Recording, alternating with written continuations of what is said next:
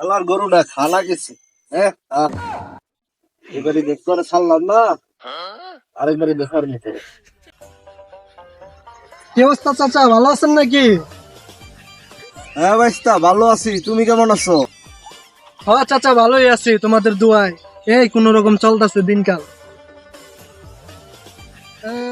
গরু তো ভালোই ডাঙ্গ রইলো, হাডে উড়ান নাই এবার কাই দে। গরু এটা আমারই, তোমার এই বাড়িতে তুলছিলাম হাটে। 1.5 কোটি টাকা দাম হয়েছে, দেই নাই কে? তোমার শাশুড়ি মানা করছে, অনেক আদরে গরু তাই রেখা দিছি। তোমার যদি পছন্দ হয় তোমার কাকির সাথে আলাপ করে নিয়ে যাইও, সমস্যা নাই। তুমি আমার বাতিজা, তোমার কাছে টাকা রাখবো নি, যাও তুমি তোমার কাকির লোক আলাপ করে নিয়ে যাইও, সমস্যা নাই। চাচা আমারে 1.5 কোটি টাকার গরু আমাকে 1.5 লাখ টাকায় দিয়ে দিতেছে। এটা আমার চাচা না, এটা আমার ভাই।